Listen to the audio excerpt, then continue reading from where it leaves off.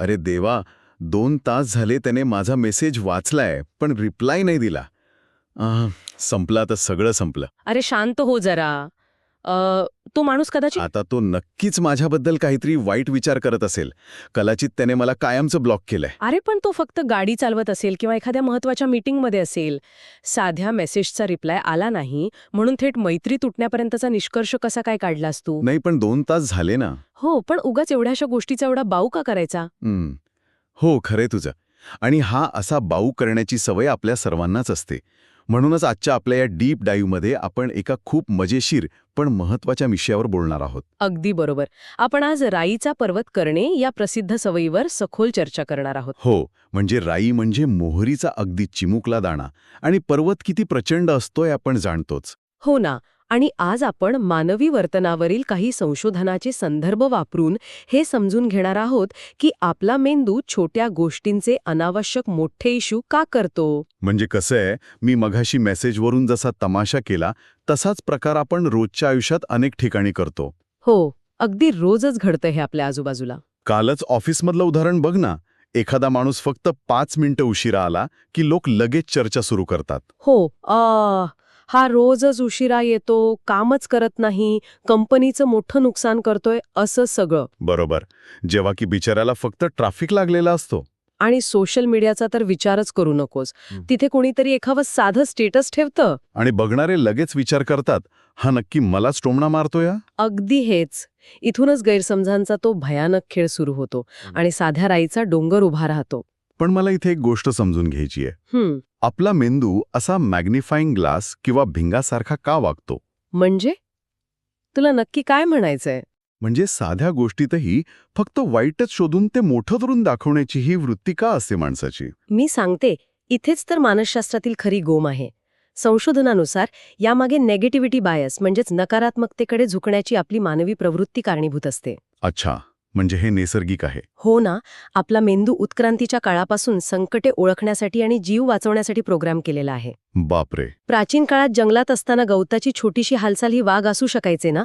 त्यामुळे मेंदू सुरक्षेचा उपाय म्हणून नेहमी सर्वात वाईट शक्यता गृहीत धरायला शिकला. अरेच्छा. म्हणजे आज आपण ऑफिसच्या बॉसला किंवा उशिरा येणारे रिप्लायला तो जंगलातला काल्पनिक वाघ समजून घाबरतोय. बरोबर ओळखलंस. पण यामुळे तर आपली मानसिक शांती पूर्णपणे बिघडते. नक्कीच. जेव्हा परिस्थितीबद्दल स्पष्टता नसते तेव्हा मेंदू ती रिकामी जागा भीती आणि ओव्हर थिंकिंगने भरून काढतो. आणि याचा परिणाम म्हणजे स्वतःचा ताण वाढवणे आणि चांगली नाती बिघडवणे. पण इथे माझी एक शंका आहे. विचार ना. माणसाला कधी कधी काळजी वाटणे साहजिक आहे ना. एखादी खरोखरच मोठी समस्या असेल आणि आपण तिला केवळ राई समजून दुर्लक्ष केलं तर? हा मुद्दा खूपच महत्वाचा आहे. हो, म्हणजे खरा पर्वत आणि राईतला फरक नेमका कसा ओळखायचा? म्हणूनच तर संशोधक या ओव्हर थिंकिंगच्या जाळ्यातून बाहेर पडण्यासाठी काही ठोस उपाय सुचवतात. कोणती उपाय? सगळ्यात आधी थांबा आणि स्वतःला विचारा की ही गोष्ट खरंच इतकी मोठी आहे का, की यावर एवढी ऊर्जा खर्च करावी? म्हणजे स्वतःलाच प्रश्न विचारायचा? हो. आणि यावरचा दुसरा उत्तम उपाय म्हणजे 5-5-5 चा नियम. हा 5-5-5 नियम काय आहे? म्हणजे जी गोष्ट 5 दिवसांनी किंवा 5 महिन्यांनी किंवा अगदी 5 वर्षांनी अजिबात महत्वाची वाटणार नाही, ती आत्ता एवढी मोठी करून स्वतःला का त्रास द्यायचा? हे ऐकायला आणि बोलायला खूप सोपं वाटतंय खरं. पण जेव्हा माणूस भयंकर रागात किंवा काळजीत असतो तेव्हा हे थांबा आणि स्वतःला विचारा प्रत्यक्षात जमतं का? हो, ते थोडं कठीण आहे.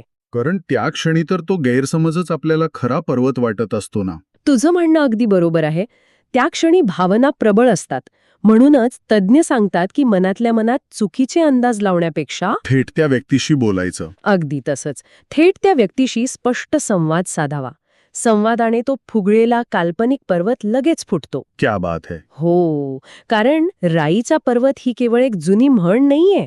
आजच्या काळात आपलं मानसिक स्वास्थ्य जपण्यासाठीचं ते एक अत्यंत प्रभावी साधन आहे. म्हणजे आपल्या पूर्वजांनी मानवी स्वभाव किती अचूक ओळखला होता हे यातून नक्कीच दिसतं. हो, म्हणूनच वास्तवाचं भान ठेवणं गरजेचं आहे. म्हणजेच आयुष्यात आधीच खऱ्या समस्यांचे आणि जबाबदाऱ्यांचे अनेक मोठे पर्वत उभे आहेत. अगदी बरोबर. त्यात स्वतःच्या गैरसमजातून राईचे नवीन पर्वत तयार करून आयुष्य अवघड करण्यात काहीच शहाणपण नाहीये. अगदी तंतोतंत.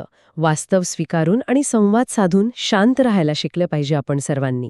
जाता जाता एका गोष्टीवर नक्की विचार करा. नुकतंच झालेलं एखादं मोठं भांडण किंवा वाद आठवा. शांतपणे विचार केल्यावर काय वाटतं? ते भांडण खरोखरच डोंगराएवढं मोठं होतं का? की केवळ एक राईचा दाणा होता, ज्याचा सर्वांनी मिळून विनाकारण पर्वत केला होता? नक्कीच विचार करण्यासारखी गोष्ट आहे ही. हो ना? तर आजच्या या सखोल चर्चेत एवढंच.